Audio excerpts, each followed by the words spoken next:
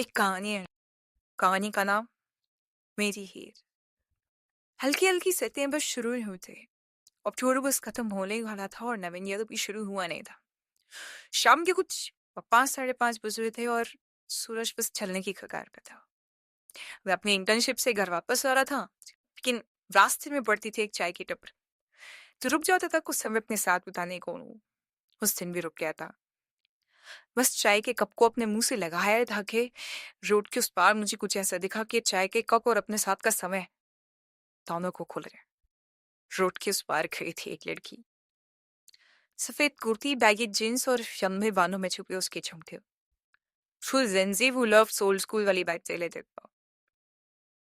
हाँ, ऐसा नहीं कि खूबसूरत लड़की मैंने पहले देखी नहीं थी, पर जिस तरह उस दिन कुदरत ने उसके साथ खेलने का मन बना रखा था, जैसे ढलते सूरज की किरणें उसकी हल्की भूरी आंखों में पड़ रही थी और पीछे से वो हल्की हवा उसकी जुल्फों को उड़ा रही थी। तो हाँ, सुंदर लड़कियां मैंने देखी थी पहले, पर मानो जैसे वो उन सबसे बस थोड़ी ज्यादा खूबसूरत थी। ऐसे तो मैं बहुत कच्चा हूँ अनजान लोगों से बात करने में, पर उसे देख के ऐसा लगा कि अगर आज जिससे बात नहीं करी तो मन में एक मलाल रह जाएगा हमेशा की। तो बस चाय के कप को साइड रख के मैं उठाई ताकि पीछे से चाय वाले भैया की आवाज आई, अरे पैसे तो देते जो। दो पल के लिए उससे नजरें हटा के मैं मुड़ा ही था कि जब मुड़ के वापस देखा तो वो वहां थी ही नहीं। मैं भाग के गया। मैंने हर जगह देखा, मैंने हर जगह ढूंढा, पर वो मुझे कहीं दिखी ही नहीं। मानो जैसे मेरी आंखों को बस 2 पल नसीब में लिखे थे उसको देखने के लिए।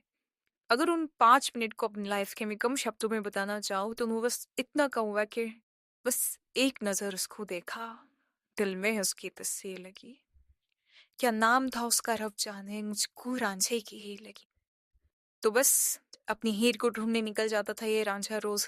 हर रोज 5 साढ़े 5 के बीच उस जगह जाकर बैठ जाता था। 1 दिन, 2 दिन, 3 दिन, 10वें दिन तो इंटर्नशिप के कलीग भी ये कहने लगे कि किसका इंतजार करता रहता है ये रोज रोज यहाँ में। अब उन्हें कैसे समझाऊं कि ये गुमनाम रांझा अपनी बेनाम हीर पे इंतजार करता रहता है रोज यहाँ पर। 15 दिन आया तो मुझे भी लगने लगा कि शायद बस नहीं लिखा उसे देखना दोबारा मेरी किस्मत। अपने आप को ये समझा के मैं बस वापस जा ही रहा था कि हाँ, उसे वो दोबारा दिखे।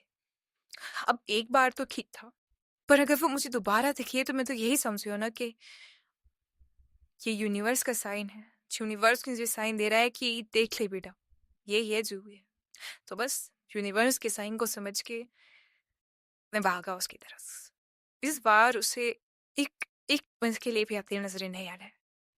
मैं उसकी तरफ भागा, लेकिन जब तक मैं रोड क्रॉस करके उस तक पहुंचा तब तक वो थोड़ा आगे जा चुकी थी।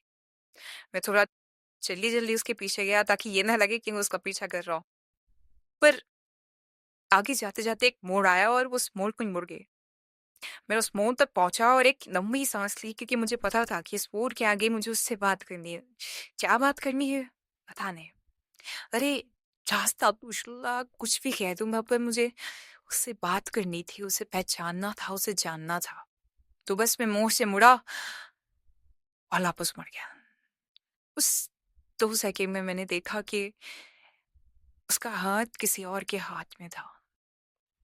और जब वो हाथ किसी और के हाथ में था तो उसके चेहरे पे ऐसी हंसी थी, ऐसी खुशी थी कि मानो जैसे उसने पूरी दुनिया जीती। मैं बस ये सोच रहा था कि मैंने कैसे एक अनजान इंसान को अपने इतने करीब, इतने नजदीक रख लिया अपने दिल के कि उसका हाथ किसी और के हाथ में देख के मुझे बुरा लग रहा है। कुछ समझ नहीं आ रहा था मुझे। खो, हीर वो उस दिन भी थी, हीर वो आज भी है। उस उसका रांझा मैंने